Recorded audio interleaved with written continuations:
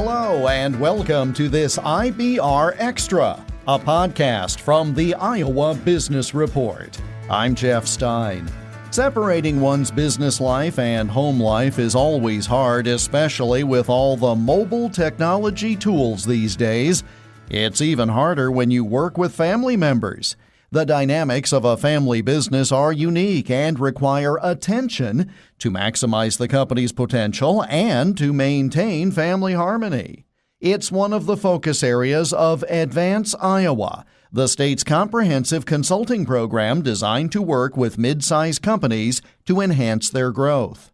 In the 54th edition of our program, which aired during the second weekend of 2021, we talked with Dan Beenken, the program director and lead consultant for Advance Iowa. Their family business forum sponsors a breakfast series on a variety of topics. The next session is Friday, January 15th, focusing on next-generation leadership. So our program is only open to family-owned companies, and I think that's one thing that is important for the audience to know, Jeff, is that we're not trying to be too exclusive or anything, but we are trying to provide a confidential and trusting environment for family-owned companies to talk through the issues pertinent to them. And so what that means is we limit it to only family-owned companies that can be in there. And as such, they have to be members of our Family Business Center, which they can learn more about and register and that kind of thing with our Family Business Center at advanceiowa.com. There's a link right there directly to become a member of our program there. The breakfast series has gone on for some time. Obviously, in this age of COVID-19, it's gone virtual, and so that's for maximum safety. What do you generally find people get out of these dialogues, whether it's one way through Zoom like you'll be doing, or prior to the pandemic when you're actually able to sit together in a room? What do people get out of this? I think first and foremost, and what we've heard from them is they get out of it that they're not alone, that there are other families going through very similar situations. I don't want to say challenges or anything too negative, because a lot of the time these are very positive opportunities for the family to work through and the business as well. But they get that sense that they're not alone, that there are others going through these same things, that they can learn from each other. I think that's the biggest thing. The peer learning environment is the most powerful part of it, is bringing folks together who share common experience and ways forward and dreams, etc., and helping them see how each other have tried to execute on those types of things. They learn a lot. They learn a lot about how not to do things by listening to each other, as well as how to do things and best practices for how to transition from one generation to the next, how to treat in-laws, how to treat employees, how to interact with non-family executives. There's just a host of things that they learn about from each other. I think that's the main thing. I think secondary things are they certainly learn from advisors and consultants that interact in our platform on best practices of ways of doing things, of how to handle the legal side of succession planning. Those are two keys: the education and then the peer-to-peer connectivity are the two big things that they are really taking away from that.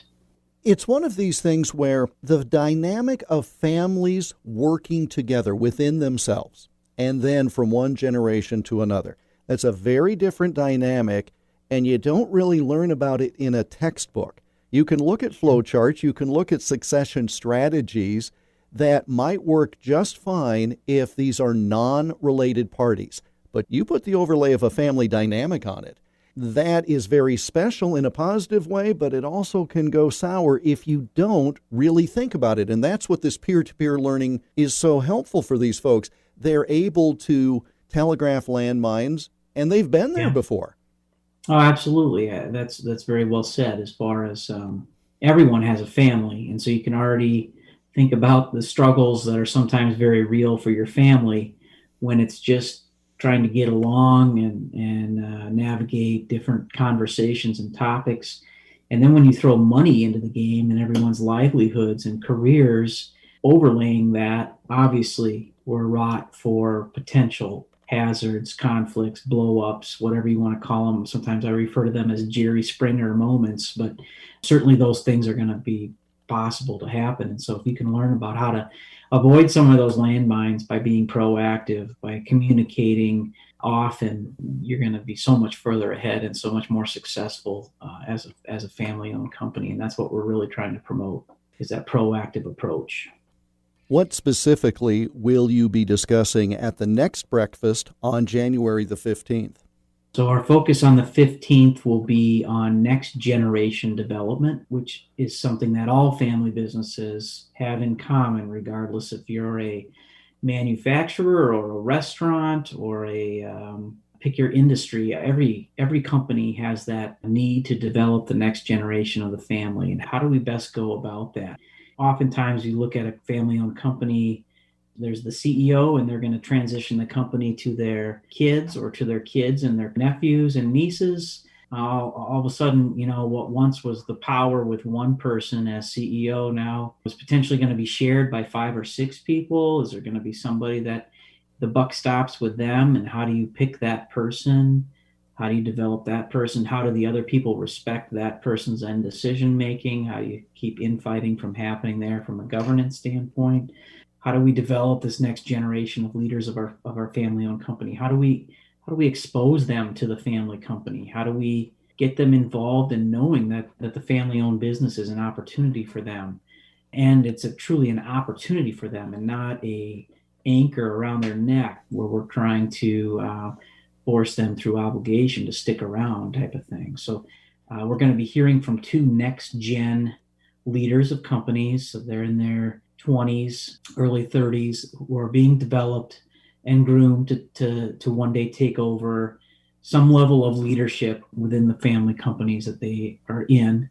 And then we have Heidi Vermeer-Quist, who will also be with us. And she is our facilitator of our next gen peer groups that we also offer, Jeff. So as I said, peer learning is so critical to what we offer, because you're right, you don't learn about it in a textbook, you learn about it in the real world, so to speak. And so we bring together next gens every month in a couple of different locations across the state. They meet as a group and they learn from each other. And then Heidi is our facilitator, and she kind of takes them through some process and helps them in terms of their development as leaders of their family-owned companies. And she obviously is a 3rd-generation member of the Vermeer family and the Vermeer company down in Pella, Iowa. So she's very familiar with what it means to be part of a family-owned company. So we're really excited about this next topic. And every year we do our breakfast series, and every year we have one session focused on next-gen development because it is so critical to all family-owned companies.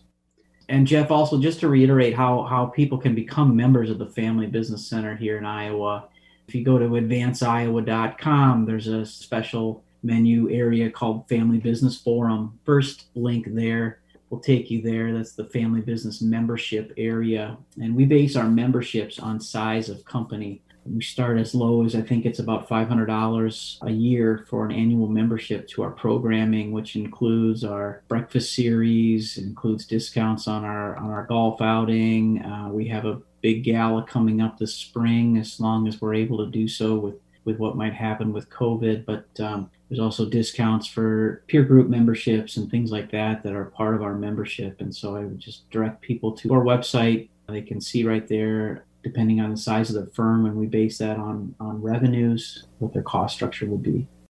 Dan Beenken of Advance Iowa.